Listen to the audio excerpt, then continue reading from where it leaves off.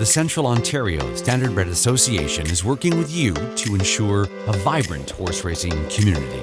Shared stories call for a united voice. That's COSA, representing the interests of horse people racing at Ontario racetracks.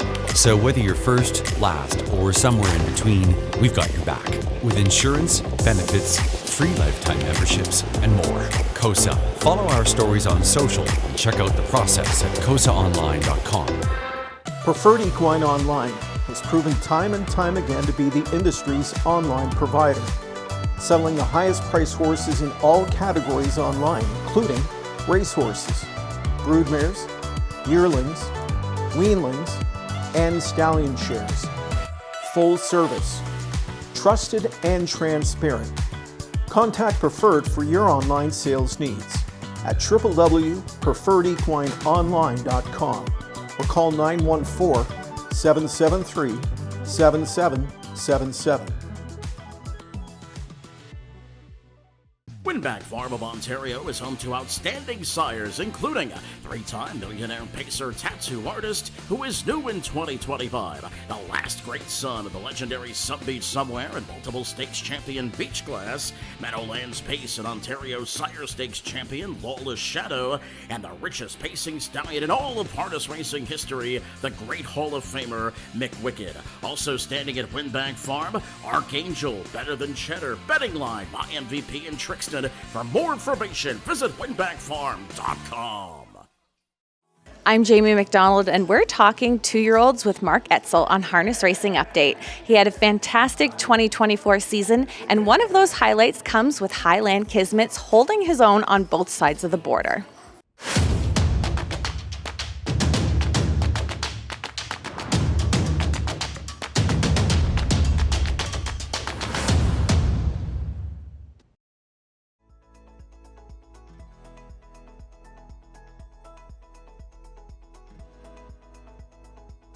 Mark Etsell joins us now here on Twos in Training. And of course, before we get into the two-year-olds this season, let's take a rewind back to last season and kind of talk about maybe a standout moment for you and your stable.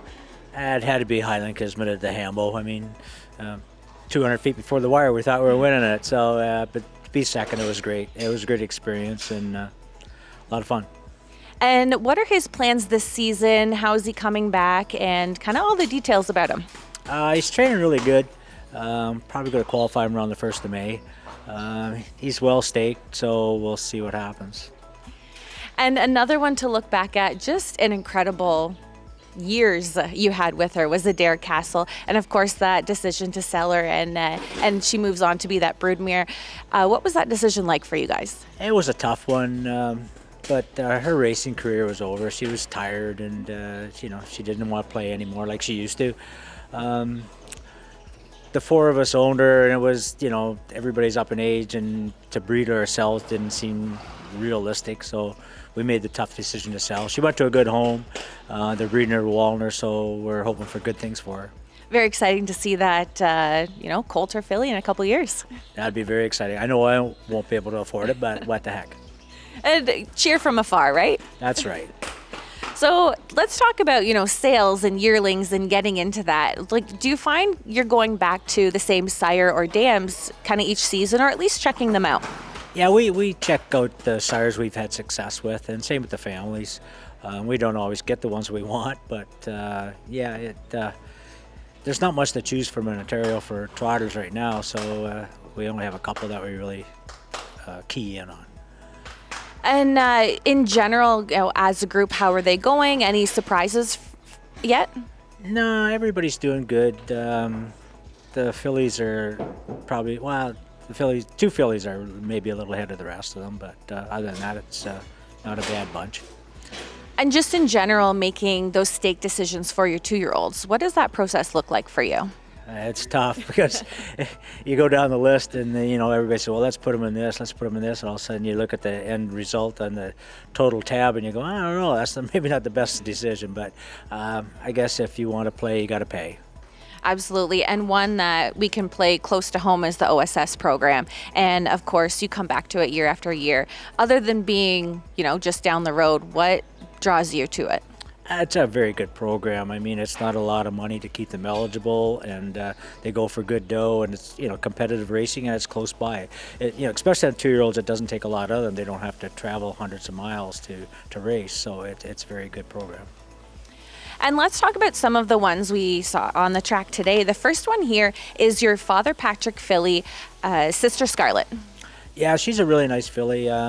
She's basically a 3/4 sister to Kismet, so that started the attraction when she was in the sale, and then I loved her video, and I kind of told everybody I was coming home with her. I paid a little more than I wanted to, but we got her. And how about your green Manalishi, Tymal Electra? She's doing good. She's a great gaited filly. She's not the biggest filly in the world, but she's got a forward attitude. She gets a little cranky when a horse pulls up beside her, but she keeps going. And your Greenshoe colt is next here, Highland Destiny. This is Kismet's brother. Yeah, he has a challenge once in a while. His attitude. He was just recently gelded, so he's starting to settle down quite a bit now. And when you're kind of making those decisions on gelding them or not, is that tough, or is just kind of how they're acting in the barn and you decide? It's tough, but we don't need that many stallions running around. It's tough to deal with them when you want to turn them out, or even train them in groups. They get roaring and squealing, and I know the big stables love them to be studs, but I'm not that way. And next up we have LP Bay, Ontario sired and bred. Yeah, he's a homebred Trixton colt. He's a brother to Seacan and Willow Time and that whole group. He's doing good. He was at Shetler's there for most of the winter. We just brought him home here lately because we had room.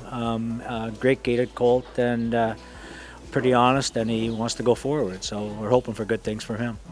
Now, Demirose you got in Lexington for $15,000, your muscle mass filly. Yeah, she's the little pudge. She loves to eat, so it's hard to get the weight off her. But yeah, she's doing okay. She's a little behind some of the other ones, but she's coming along okay. And next up is your Cattlewash, no hard feelings. Yeah, no hard feelings. Yeah, he's a wriggling, and he's a bit of a handful some days, so probably going to get him, gelded one of these days. But he has a forward attitude. He's from a good family, and we're hoping that he makes the OSS. Yeah, and Cattlewash had some success down in the States last year. Yeah, he had a very good year in New Jersey. Now, he was one of the only stallions in New Jersey, too. But they did show some promise, so we're hoping for good things. And last on our list here is Highland Be Best, your Always Be Miki colt. Always Be Miki, yes. He has some attitude issues. He was just recently gelded, too. So we're hoping that he turns around. He's a little bit laid back and doesn't always want to play. So we're hoping that neutering him will solve some of that. Well, thank you for joining us here, and all the best this season. Thank you very much.